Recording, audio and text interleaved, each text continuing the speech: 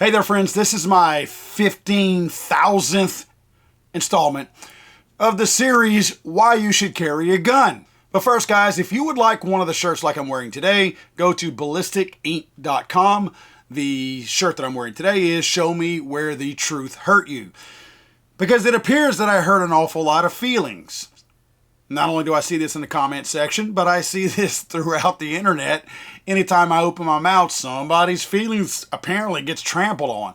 So we made this shirt to let them know that we do feel your pain. We understand what you're going through, the mental anguish that you were experiencing. Not that we intend to do anything about it, but we recognize it. So if you want to grab one of these shirts, go to ballisticink.com. Guys, this is somewhat of a disturbing video to watch, not because of the gruesome details of it as you watch it, but more along the lines of good people trying to do something nice, whether he was scared or not, but just trying to do something nice for somebody else. Immediately that gets turned on him, and up to this point, not sure if this even killed this guy. This is a man in Kansas City who stopped at a gas station, not sure if he gassed up or not, sadly and mistakenly at late hours at night. I know sometimes you just have to go to a store and you just have to go pick things up. It could have been something that he was getting for a family member. I can't really tell exactly what he's got, but honestly, guys, it does look like some form of medication. So my guess is it might be, one of those kind of cough suppressor or something like that this guy got late at night at a convenience store / gas station. Nevertheless, it was probably a bad decision on his part to do this. Not only did he go to a place like this, I mean, when you walk into a convenience store that has bulletproof glass separating the cashier from you, if you're on the other side of that glass, that means the threat is on the same side as you. So beware, if you know what I mean. This guy goes into the store, buys what he's got to buy. When he comes out, this is where one of his probably second mistakes other than going to the store was. It looks like he either parked his car here from the jump and went inside, which I doubt he would have done that, but still could have. Or, as he was driving off, this character right here stopped him and asked him for some money. Here's the next mistake. He gets out of the vehicle, walks behind the vehicle, leaving it running, door open, hands the guy the money. Other guy walks out the store, pulls a gun on him, promptly shoots him, and then they go to steal his car. Another guy says he might have had something on him, and he goes rifling through his pockets, steals his stuff, and then obviously they're going to take his car. Now, they're not going to just take his stuff. They want to make sure they're not leaving anything behind as the guy is writhing on the ground in pain from just being shot after giving homie in the white shirt or jacket some money. Horrible turn of events. Horrible turn of events. This guy, I do not know the status of him right now. I did some checking on the internet this morning. I cannot find the status of this guy. I do not believe he's dead. I don't think he did die from his injuries from the shooting. But this is one of those strange situations that just don't find yourself in, right? I mean, there are choices that were made that put him here. I'm not blaming the guy who got shot, but he did make choices that put him there at that point. Now, let's go back to why he was there. Yes, it did look like, personally, I think the blue container at least looked like some kind of, like I said, a cough suppressor or maybe a Mucinex type drug or something like that. Believe me, I've been fighting with it for a week. I understand the need to run to the closest place and get it for either yourself or one of your family members who's having coughing fits and can't get any sleep at night. After your first night of that, you're ready to get something to suppress that. So my thinking is that's probably why he was there. Probably would have made a better decision and gone somewhere else had he not had that desire to hurry and fix something at home that might have been bad. So I understand the need to go get what you need right now. I do get that. However, you have to understand, this is Kansas City. Say what you will and believe what you want. Kansas City is a dump. It's another one of those liberal-run, progressive communities. And it's overridden with gang violence and stupidity. It starts at the top. The mayor himself doesn't want to do anything to police any of this. The town is out of control. So you have to be smarter. when you need something, even if it is for somebody else's comfort back at home.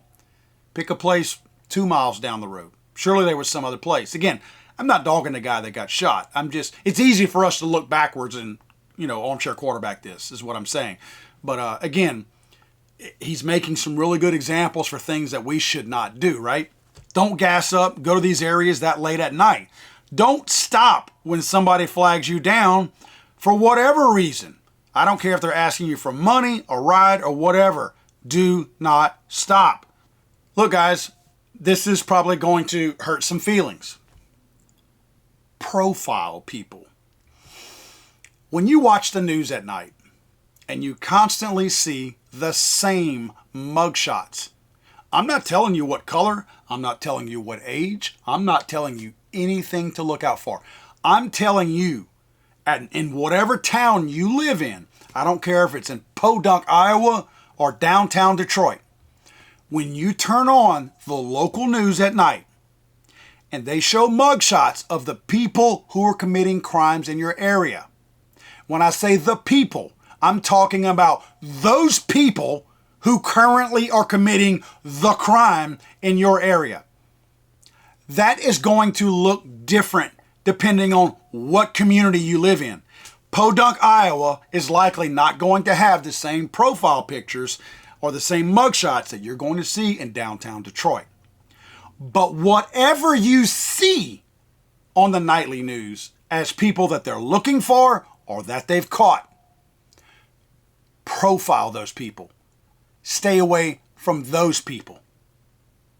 You can believe what you want. You can assume what I'm saying all you want. You can think that I'm implying something all you want. All I'm telling you is, in your general vicinity, when you recognize what the threat is, recognize what the threat is and stay away from it. Don't worry about anybody else's feelings. Profile your ass off.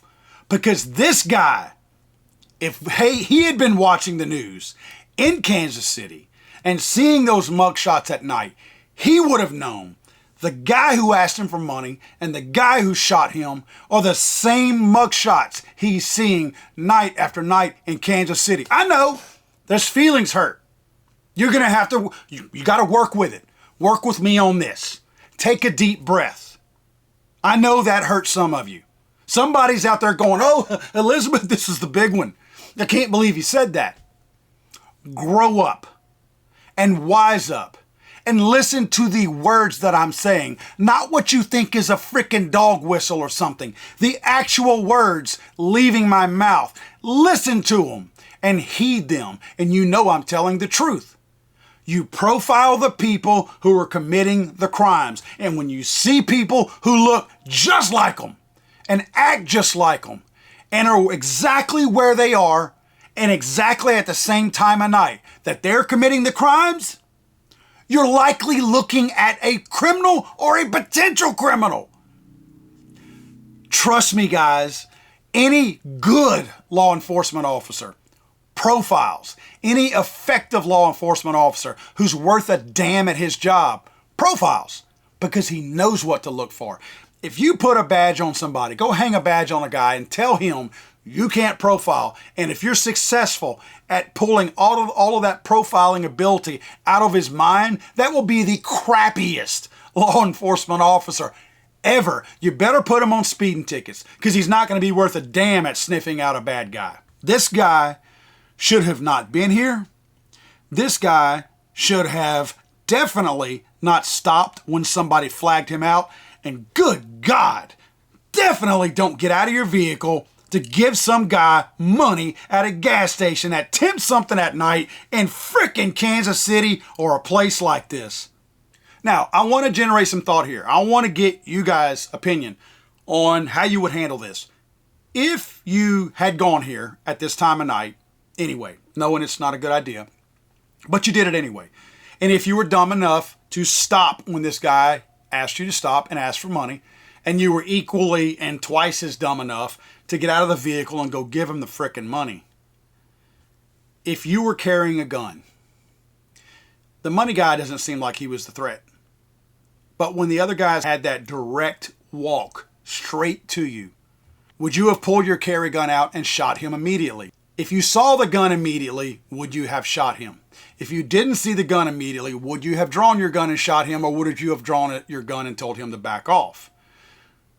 At what point would you have engaged this guy? And I have to take a quick left-hand turn here. I want you guys to understand this. This is a real-life situation that you could very easily be in. Make sure you have some protection out there like attorneys on retainer. I'm just telling you guys, this is a situation right here that when you are dealing with a liberal, progressive community like Kansas City, this prosecutor is coming after you. Clearly, they are running cover for these gang members or these out-of-control people committing all this crime in this area. They obviously run cover for them. They get mad when you say anything negative about them. Thug, thug, thug, thug, thug. They're thugs to me. They're thugs. I don't care what their color is. Their actions proved their thuggish life. So when you're in a community like this, you have to take into consideration the type of prosecutor you have.